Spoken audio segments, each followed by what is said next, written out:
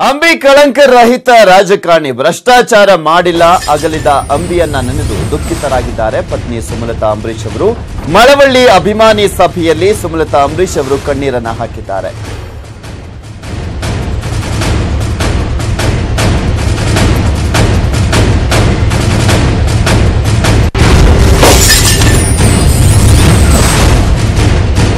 ಅಂಬಿ ಕಳಂಕ ರಹಿತ ರಾಜಕಾರಣಿ ಭ್ರಷ್ಟಾಚಾರವನ್ನ ಮಾಡಿಲ್ಲ ಅಗಲಿದ ಅಂಬರೀಶ್ ಅವರನ್ನ ನೆನೆದು ದುಃಖಿತರಾಗಿದ್ದಾರೆ ಅವರ ಪತ್ನಿ ಸುಮಲತಾ ಅಂಬರೀಶ್ ಅವರು ಮಳವಳ್ಳಿಯಲ್ಲಿ ನಡೀತಾ ಇದ್ದಂತ ಅಭಿಮಾನಿ ಸಭೆಯಲ್ಲಿ ಸುಮಲತಾ ಅಂಬರೀಶ್ ಅವರು ಕಣ್ಣೀರನ್ನ ಹಾಕಿದ್ದಾರೆ ಇಲ್ಲಿ ಪ್ರಮುಖವಾಗಿ ಅಂಬಿ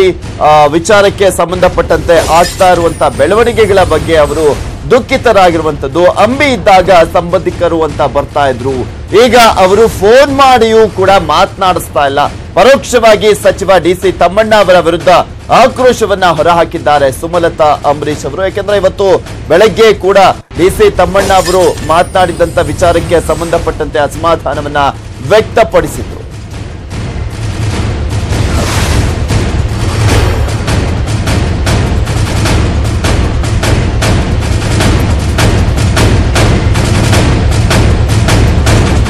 ನೋಡ್ತಾ ಇದ್ದೀವಿ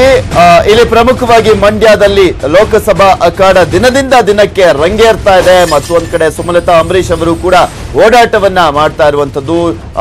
ಲೋಕಸಭಾ ಎಲೆಕ್ಷನ್ ವ್ಯಾಪ್ತಿಯಲ್ಲಿ ಮಂಡ್ಯ ಲೋಕಸಭಾ ಎಲೆಕ್ಷನ್ ವ್ಯಾಪ್ತಿಯಲ್ಲಿ ಬರುವಂತಹ ಎಲ್ಲಾ ಕ್ಷೇತ್ರಗಳಿಗೂ ಕೂಡ ವಿಸಿಟ್ ಮಾಡ್ತಾ ಇದ್ದಾರೆ ಜನರ ಅಭಿಪ್ರಾಯವನ್ನ ಪಡೆದುಕೊಳ್ತಾ ಇದ್ದಾರೆ ಮತ್ತು ಒಂದ್ ಕಡೆ ಇದೇ ಒಂದು ವಿಚಾರಕ್ಕೆ ಸಂಬಂಧಪಟ್ಟಂತೆ ಆಗ್ತಾ ಇರುವಂತಹ ರಾಜಕಾರಣದ ವಿಚಾರಕ್ಕೆ ಸಂಬಂಧಪಟ್ಟಂತೆ ಇವತ್ತು ಅಂಬರೀಶ್ ಅವರನ್ನ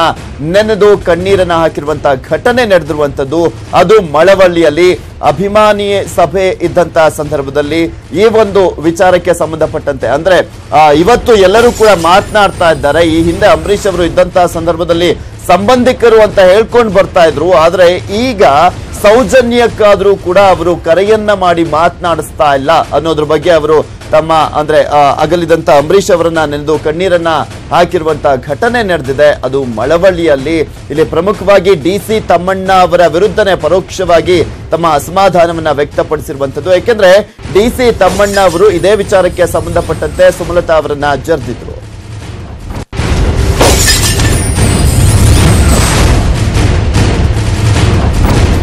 ಇದೆಲ್ಲದರ ಬಗ್ಗೆ ಸಂಪೂರ್ಣವಾದಂತಹ ಮಾಹಿತಿಯನ್ನ ನೀಡ್ತಾರೆ ನಮ್ಮ ಪ್ರತಿನಿಧಿ ರಾಘವೇಂದ್ರ ದೂರವಾಣಿ ಸಂಪರ್ಕದಲ್ಲಿದ್ದಾರೆ ಎಸ್ ರಾಘವೇಂದ್ರ ಡಿಸಿ ತಮ್ಮಣ್ಣ ಅವರು ಬಣ್ಣದ ಮಾತುಗಳಿಗೆ ಮರುಗಾಗಬೇಡಿ ಹಾಗೆ ಮತ್ತೊಂದ್ ಕಡೆ ಸುಮಲತಾ ಅಂಬರೀಶ್ ಅವರ ವಿರುದ್ಧ ವಾಗ್ದಾಳಿಯನ್ನ ನಡೆಸಿದ್ರು ಅದಕ್ಕೆ ಕೆಲವೊಂದ್ ಕಡೆ ಅವರಿಗೆ ಪರೋಕ್ಷವಾಗಿ ಟಾಂಗ್ ಕೊಟ್ಟಿದ್ದಾರೆ ಅನ್ಸುತ್ತೆ ಖಂಡಿತವಾಗಿ ಪೃಥ್ವಿರಾಜ್ ಏನು ಬೆಳಿಗ್ಗೆ ಇವತ್ತು ಏನು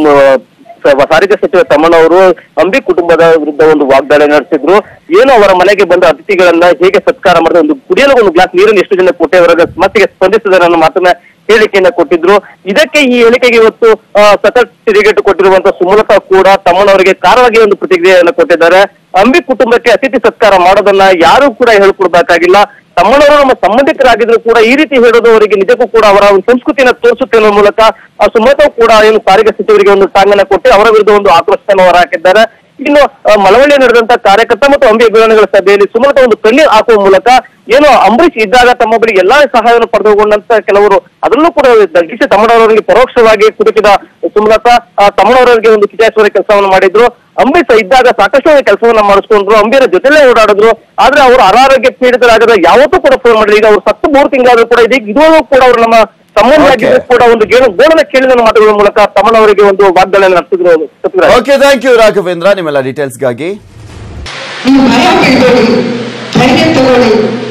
ನಿಮ್ಮ ಹಿಂದೆ ನಾವಿದ್ದೀವಿ ಅಂತ ನೀವು ಒಬ್ಬೊಬ್ರು ಬಂದು ನನ್ನ ಎದೆ ಮುಟ್ಟುವಂತ ಮಾತುಗಳು ಹೇಳಿ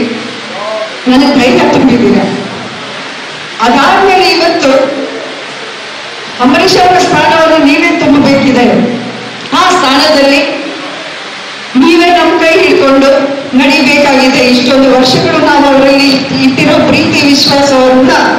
ನೀವೇ ತೀರಿಸಬೇಕಾಗಿದೆ ಅಂತ ಕೇಳಿದಾಗ ಅದನ್ನ ಬೇಡ ಅನ್ನೋಕೆ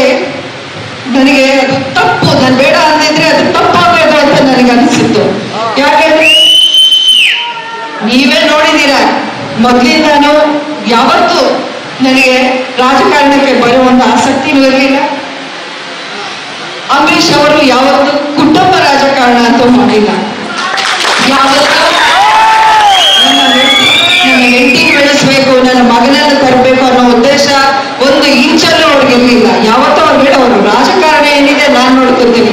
ಮನೆ ಮಗನನ್ನ ನೀನ್ ನೋಡ್ಕೋ, ಅಷ್ಟೇ ನಿನ್ ಜವಾಬ್ದಾರಿ ಅಂತಾನೆ ಹೇಳ್ತಿದ್ರು. ಯಾವುದೋ ಒಂದು ದುರಾಸೆನೂ ಇರ್ಲಿಲ್ಲ, ಒಂದು ದುರಾಲೋಚನೆನೂ ಎಂದೆಂದಿಗೂ ನಮ್ಮಲ್ಲಿ ಯಾರೂ ಇರ್ಲಿಲ್ಲ. ನಾವು ಅಷ್ಟರಲ್ಲೇ ನಾನು ಖುಷಿಯಾಗಿದ್ದೆ. ಯಾಕಂದ್ರೆ ನನ್ಗೆ ಹೆಮ್ಮೆ ಇದೆ, ಅಂಬರೀಷ್ ಅವ್ರ ಸ್ವಭಾವ ಏನು ಅಂತ ನನಗೆ ಚೆನ್ನಾಗಿ ಗೊತ್ತಿದೆ. 25 ವರ್ಷ ಅವ್ರ ಜೊತೆ ನಾನು ಜೀವನ ಮಾಡಿದ್ರಲ್ಲಿ ನಾನು ಎಷ್ಟೋ ಕಲ್ತಿದ್ದೀನಿ ಅವರಿಂದ. ಅವ್ರು ಯಾವತ್ತೂ ಅಧಿಕಾರನ ದುರ್ಬಳಕೆ ಮಾಡಿದವರಲ್ಲ. ಯಾವೇ ಒಂದು ಕಪ್ಪು ಚುಕ್ಕಿ ಅವರ ಮೇಲೆ ಯಾರಾದ್ರೂ ಅವರ ಅಧಿಕಾರದಲ್ಲಿದ್ದಾಗ ಹೇಳೋಕ್ಕಾಗತ್ತಾ? ಹೇಳಿ ನೀವೇ. ಯಾರಾದ್ರೂ ಯಾವುದೇ ಒಂದು ಭ್ರಷ್ಟಾಚಾರದ ಒಂದು ಕಳಂಕ ಇಲ್ಲದೆ ಇರೋ ಒಬ್ಬ ರಾಜಕಾರಣರು ಇವತ್ತಿನ ಕಾಲಕ್ಕೆ ನಿಮ್ಗೆ ಯಾರಾದ್ರೂ ತೋರ್ಸೋಕ್ಕಾಗತ್ತಾ? ಹೇಳಿ. ಯಾರೂ ಇಲ್ಲ. ಯಾವತ್ತೂ ಅವರು ನಮ್ಮನ್ನ ನಾವು ಬೆಳೆಸ್ಕೊಳ್ಳೋದಲ್ಲ, ಬೇರೆಯವರ ಮಕ್ಕಳನ್ನ ನಾವು ಬೆಳೆಸ್ಬೇಕು ಅನ್ನೋ ಸದುದ್ದೇಶ